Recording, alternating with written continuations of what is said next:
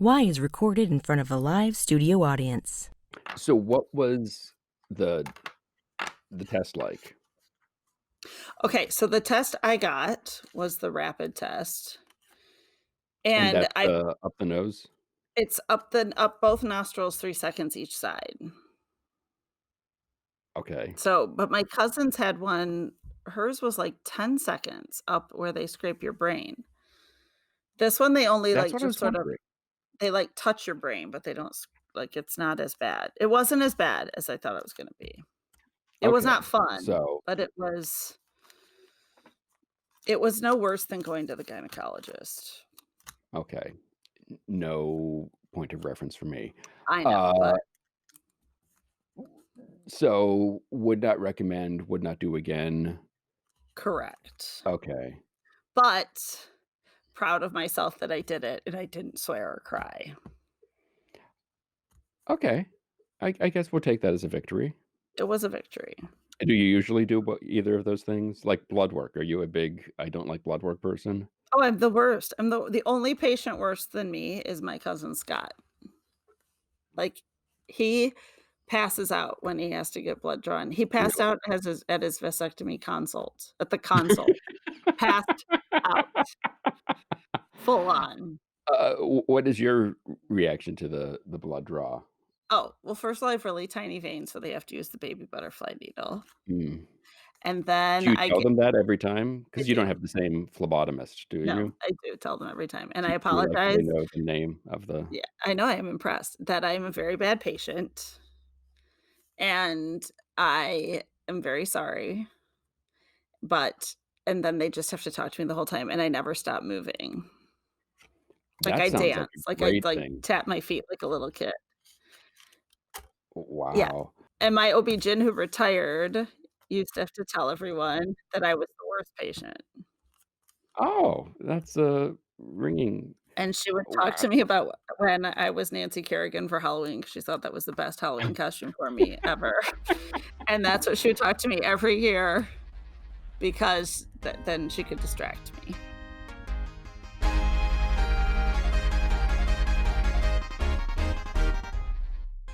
This is Why, with your hosts, Heidi Hedquist and Luke Poling. I just I mean, it's gotta be because you're okay with them telling people you are the worst patient ever. Yes, I am okay. Okay. Because I'd rather have people be somewhat like, 1, not be surprised, and 2, maybe be pleasantly surprised because maybe I'm, like, the 10th worst patient ever. Mhm. I mean, I can't be the worst patient ever because I show up. Like, I still Okay, show up. true. Like, so when you sit down with this only reason I know the word phlebotomist is because I kept telling my wife for one of her pregnancy blood works, we were going to the hip hop phlebotomist, Nice. um, because it was gonna be fun and, Enjoyable. sporty. Yeah, Yes. but, like, when you sit down, do you say, like, "First off, I am sorry about any aspersions I cast towards your Mhm, mother." mhm. Um, I should start using the word aspersions because I haven't rolled that one out yet. But then they'll think I'm the most pretentious bad patient ever, and that would be worse. well, how emotional do you get? Are you like Reagan in The Exorcist, or are you just a couple F-bombs and Yeah, I'm more like everyone's on that. their way? I Okay. don't spit pea soup and my head doesn't Right. spin around. I just Alright. whine and complain and swear. W for any blood draw, is this? For anything. Any Anything. blood draw, any Oh my god. shot, any invasive procedure, anything. It does I Like mean, blood pressure cuff, no problem. okay, anything Heart bigger than rate, a no cuff. problem. Okay. What about the little hammer on the knee? I haven't had that in a long time. When I was a kid, I thought that was cool. But would that be too much? No. What if the doctor comes into the room and they've got one of those headbands with the really big circly thing on there? No, those are cool. Which I never have ever seen anyone use one or actually seen it in person, but it's always seems like it's in movies, so everyone's got it. Well, I think they stopped using those in, like, 1958. Okay, well, that would explain it. 'Cause isn't it now the little handle thing now that with Oh, the light? I think that's it. I It makes sense because when I picture a doctor with one of those circular head thingies, I'm also picturing them smoking. So that would explain Right. why they would have stopped using it in the 50s. I'm just so it's I'm not surprised that you are the worst patient. Like, let's be honest here. Right. But I'm just worst is that's a long way to fall. Yeah, it's bad, and I don't go to any doctors who aren't funny. Like, you have to entertain me and be witty, or it's not What gonna is your work. WebMD search like? What how do you find out that this doctor is Well, funny? fortunately, I've had doctors in my family who've referred me to people that He studied at Harvard and done 2 seasons with the Groundlings. How do you know what's exactly, that's how do you that's the prerequisite right there. how did you come up with this concept for Yeah, FitFighter? well, what's interesting is that this has had the story has, on its front end, has a really long sort of slow bake nature to it as a founding story, which is very fun. And it really has a two-part why, so to speak, if we're talking about, why and where did this come from. And that's also Thank you for working that in. Yeah, so the original why was when I joined my volunteer fire service on Long Island, which was a community firehouse in an all volunteer county in New York. And originally, the desire to do that was because I had missed the camaraderie and the community of the military. And I was at the time about 5 or 6 years out of my military service, and I started to train as a firefighter in New York State EMT and realized that, especially as volunteers, although we found this to be true in the professional career service as well, that firefighters often come to the job with a large, broad diversity of backgrounds when it comes to the basic strength and conditioning and fundamentals required for any kind of physical tactical job. And we as a team struggled with the consistency and the high standards required, the stamina for the fire ground. And for these loaded movements under high pressure scenarios, compressed air, 70 to 100 pounds of weight, hauling gear, behind you, all the while in this very sort of like high metabolic state. And realize that the training, the fitness training required to really mimic and prepare for those settings is very unusual. That's not just powerlifting. And now I can move well, with weight in sort of unique high pressure situations. So we started to play with tools. I had a background at the time, both in the military and also as a certified personal trainer and group fitness instructor. And I was a collegiate athlete in college and in a sport actually as a rugby player. So this was Nice. a Mm. sport that was similarly has like a broad variety of athletic ability required. Sure. And so I had a lot of experience that sort of said to me, okay, we can start developing programs and using tools that we already have in the firehouse that can help us to train better for the demands of the job and to just feel more ready for those unusual and sort of those unexpected circumstances. And so the steel hose, the original steel hose, that's now our commercial product available to the general public, was a 20-foot piece of fire hose filled with all different kinds of sands and rocks and pebbles with a hose clamp on the end and a piece of PVC pipe and a little eyelet so that we could pull things behind it and use it in all these diverse ways. And we would haul it around the truck bay and out in the backyard behind the firehouse to help us to train for the core strength and the grip strength and these hose handling body positions. And we realized over time, as we started to use this, that not only could we benefit from this with, just the fire hose movements themselves, but this was also something that was a very versatile tool to mimic lots of different types of movements under weight load.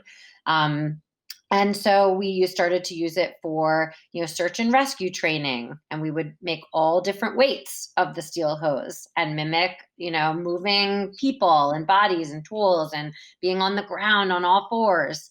And then we would use it for, ventilation and recovery and all these different types of skills. And so once we had this, what was originally a 5-circuit strength and conditioning training system for firefighters, then I started to have strength coaches and trainers outside of the fire service sort of raise an eyebrow and say, what are you doing? And what is this thing? And as the tool evolved over time, the applications and the obviousness that this could be beneficial to people, not only firefighting, but athletes and moms and dads and clients, and that people could benefit from this too. And so we developed a commercial version that was, sharpened. We sort of sharpened our pencil and added a different kind of brass grommet on the end, and designed this to be something that you can put into your living room, or a trainer can put into their gym. They can run an outdoor boot camp class with it. And it's very safe, versatile, durable, and easy to transport for just about any application. So that's the FitFighter founding story and what brings us to today. So first of all, I'm completely obsessed with this product, and I can't wait to order one. I didn't want to order it till after we talked to you, so I felt like I was buying it from my friend, but I am obsessed. I think it's the coolest thing ever. I'm such a nerd. I've been watching the videos without the product just because I'm like, oh, I can't wait to try that. So, and especially I think and by the way, you've paid us nothing to say this, but it's legit. But one of the things I think is really interesting with your timing, and I would imagine has been great for business, is I've been doing all these outdoor workouts and going to boot camp classes and carrying like a set of 10-pound weights and 5-pound weights and a yoga mat. And like basically I've fallen over, and it's amazing I haven't broken something before class even starts. So even like the transportability of it, I think is amazing. Plus it looks like really fun. I think it'd be really cool to just pretend to be a firefighter. So all that aside, what kind of reactions have you gotten from people who have started to implement it into their regime and all of that? I have been so overwhelmed with first of all, the diversity of our community that we're building and our family. So, we'll find that the community that finds us through, social media or maybe Facebook, where I'll do like a video sort of telling our story, that'll be like a male demographic, that's sort of in their 30s and 40s, really fit, looking to supply home gyms with great equipment. And then we'll have a whole other community that has joined our live training, where they train with me. I'm a mom of 2 toddlers, and they sort of find us maybe through like their trainer, from their gym or something like that. And a whole other community of, say, moms in their 50s and early 60s with teenage, kids. And they love, and feel like this has been just life changing for them, because the focus in the end is about, exactly as you just said, is about movement. Taking this principle of mission readiness, which, I think has been over, in the past, historically, has been this term that's sort of reserved for, firefighters and tactical athletes and soldiers. And that's just no longer the case. I mean, we live in a world now where to, stay healthy and resilient and, ready and capable and move well and, move with a purpose and, and with strength is something that is just as critical. I sort of get goosebumps as I sort of like talk about this, because I'm so passionate about the idea that, having come from that life and now being like a mom of toddlers on a leave of absence from the firehouse, it's none of that has changed for me in my 20 years of, professional career. And so clearly that's not something that's going to change for anybody else either. So it's about movement and readiness. And so what we found is that reaction that people have when they start to train with the steel hose, and they start to love just moving again and like kind of flinging it around and doing flows, and it gives people this like twinkle in their eye. And I love watching that. And we'll literally be on a live Zoom at any random day of the week. And, and they'll just be like, oh man. And then I like played tennis yesterday for the first time in 10 years. And you're just like, yes.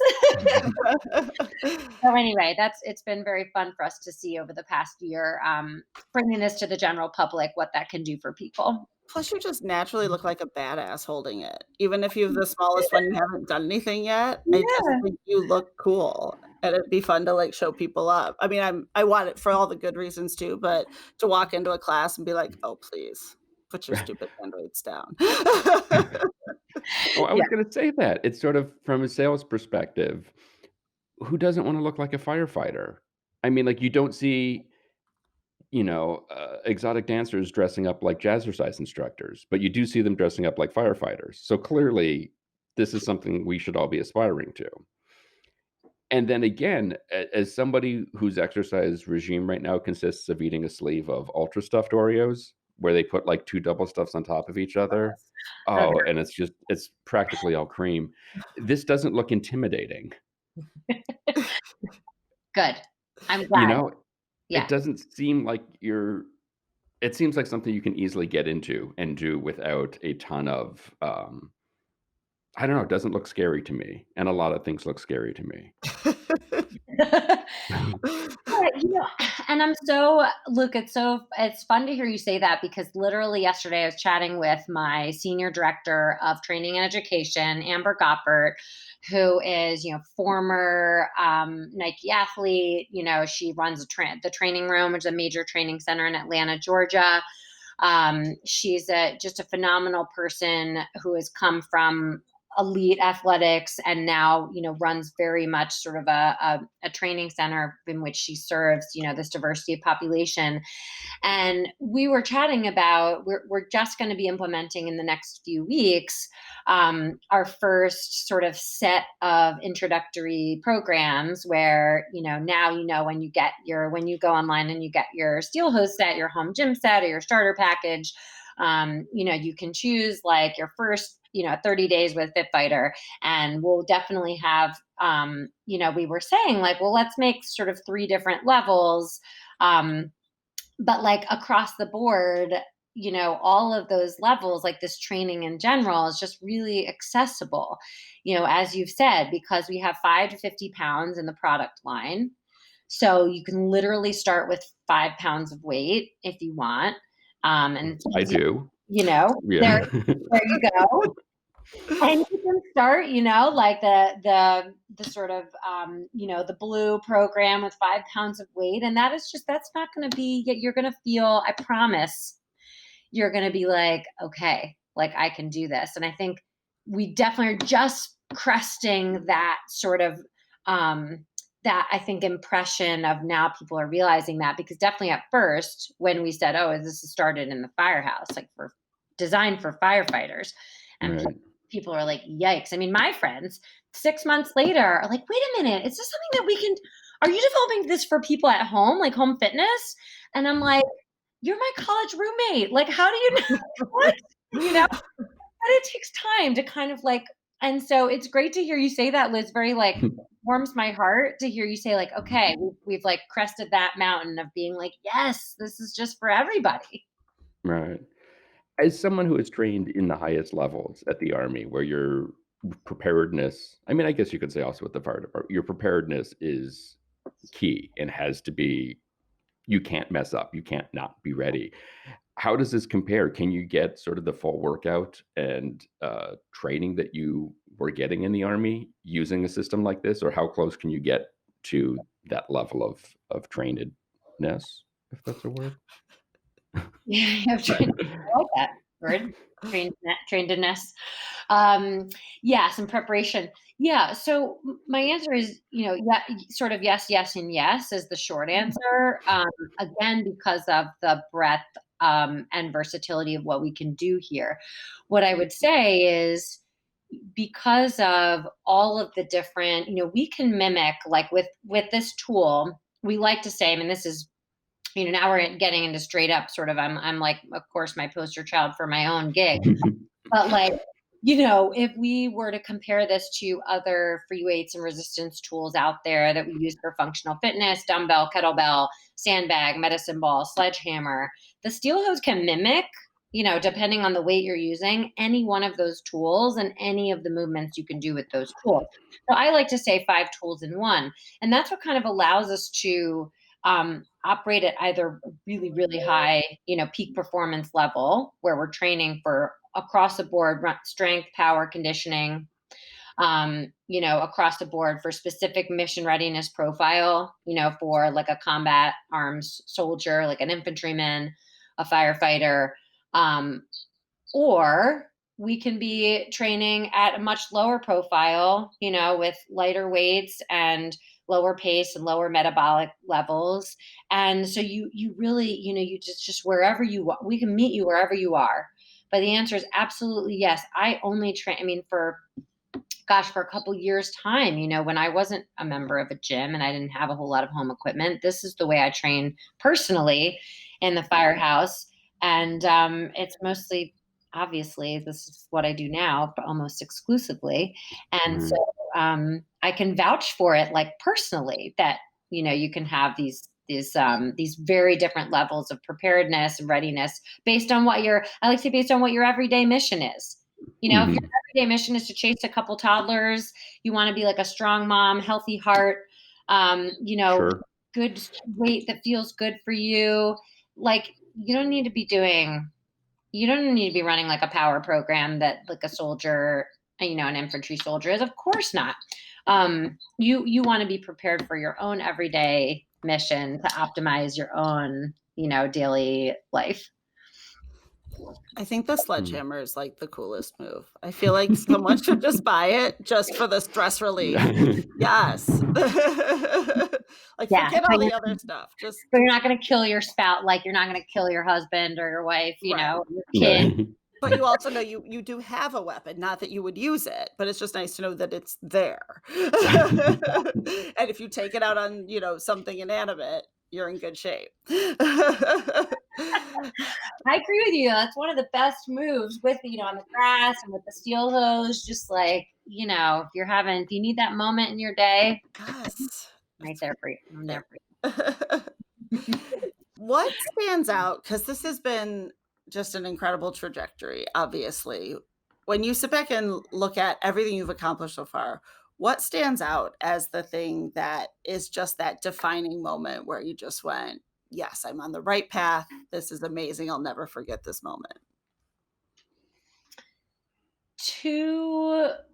I would say there's one moment from each of those parts of the, of the story that I told, that founding story. The first moment was when I walked into the FDNY Training Academy fitness director's office, sort of cold call style, after we've been using this for a couple years in our local volunteer firehouse since the beginning. And I really wanted some validation at the top levels of the fire service and that industry. And FDNY is right around the corner from us, and it's the premier training and entity in the country for firefighters. And we had this moment of magic. I had a steel hose over my shoulder, pushed a bunch of chairs out of the way, and literally started right there in front of his, like with him sitting at his desk, like doing like a hose handling movement. I was like, and then I've got this great new tool, and I really think every one of your firefighters who comes in here to train as a firefighter for the first time needs one of these. Assign it to them, send them out to the parking lot every day as a unit.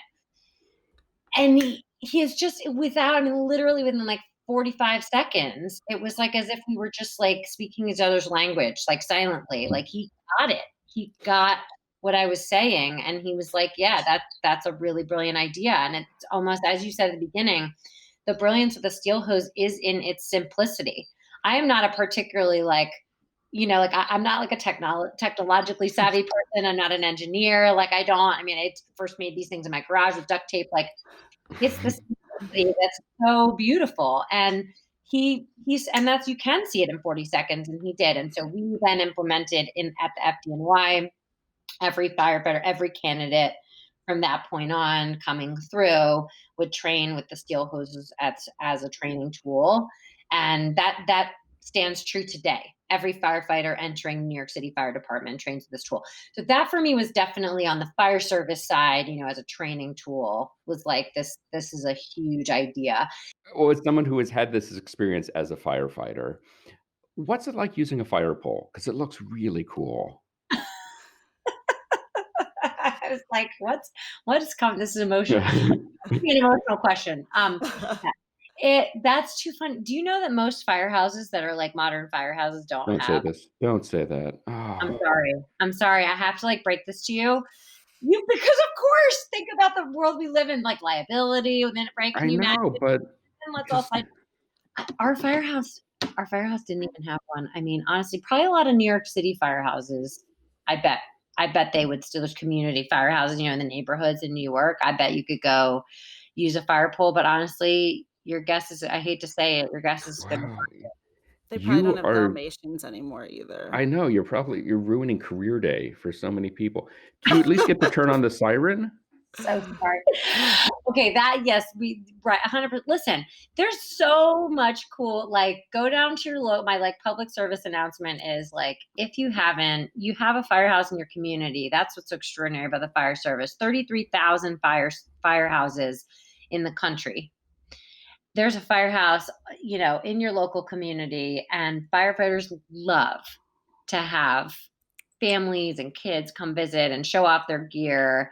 And there's so much amazing gear and technology and just protective equipment. And it's a very, very cool industry and always so advanced, like from an engineering perspective. So anyway, that's my PSA, that kids should take advantage and go visit. And they just love that people appreciate them too, I think people don't take advantage of that enough. So I'm always saying that on Instagram and stuff. I'm always like, go and visit. Even now, you can do a social distance visit and wave when their truck bay is open, and and they're cleaning the trucks out on the truck ramp, and be connected. It doesn't have to be something that's reserved just for the folks there.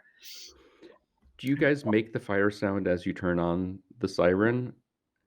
Like, as you're like, all right, let's go.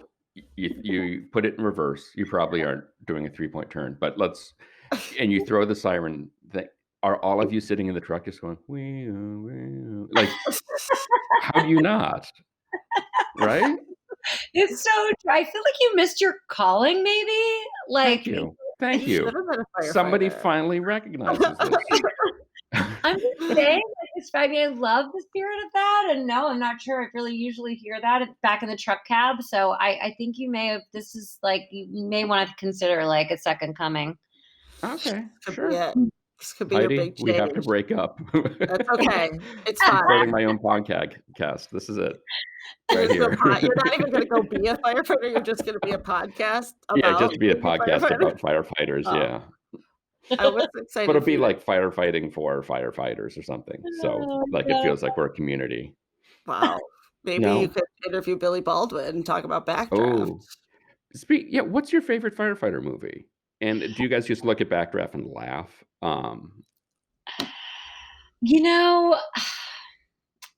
That's a really, it's such a hard question. I mean, because obviously, we all look at Kurt Russell and think that's what a firefighter looks like. But yeah. Are there a lot of firefighters who look like Kurt Russell? They're I mean, the guys who do the calendar, that's for real. That's for real. Okay, but well, and in the spirit of that, like, all firefighters are attractive, male and female. They're all they are a very attractive group of people. I'm not saying that's a prerequisite of the job, but it's like it oozes. Doesn't hurt, right? It doesn't hurt. Well, and the uniform, I mean, listen, just the uniform takes it up a notch. But the uniform's the most unflattering uniform of uniforms. So that's a whole dichotomy. That's an interesting point. I agree with you. The military uniform definitely is like a rung above, for sure, when it comes to like making you, the hot fiber.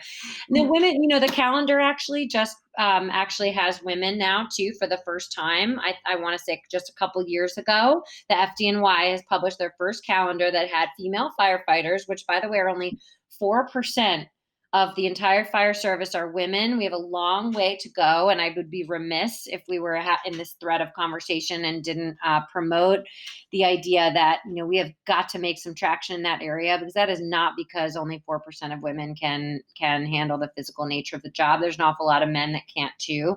And so I'm definitely like always try to use the platform to say, just the exposure is like so critical.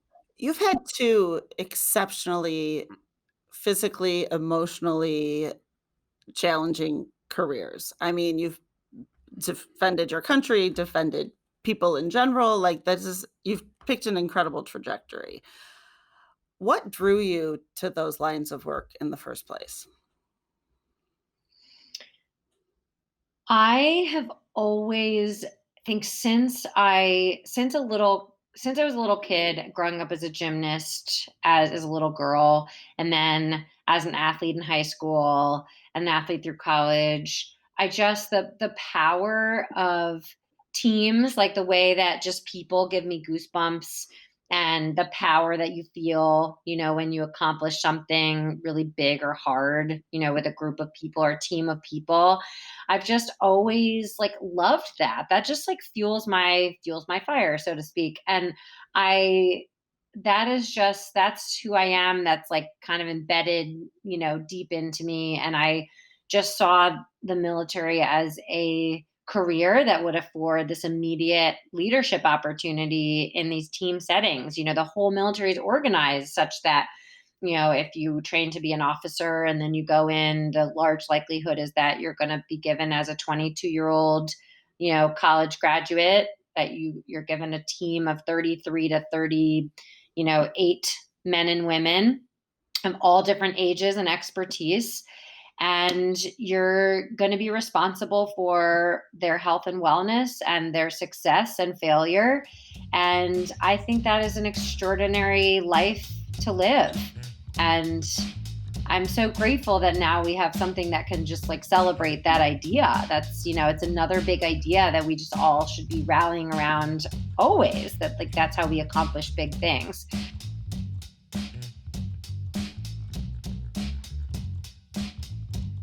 For more information on Sarah and the FitFighter program, check out fitfighter.com. You can follow us on all the various socials. Our website is whythepodcast.com and has all sorts of additional stories and videos. It's also where you can sign up for our newsletter. We're also on YouTube, if you're into that kind of thing. And don't forget to leave us a review on iTunes, because if you don't, we'll call your mother and tell her that she's completely right. You would look so much prettier if you smiled more. Why the Podcast is part of Mudhouse Media. Today's show was produced by myself and Heidi Hegquist. Our reluctant executive producers are John Sauvé and Sandy Stone. Our willing executive producers are Rachel Allen and Randy Jeanette. Our graphic designer is Samantha Mustonen. The theme song was performed by the Electrosynth-O-Magnetic Polyphonic Orchestra. This one's for Philippe. Thanks for joining us. Flash, we're coming home.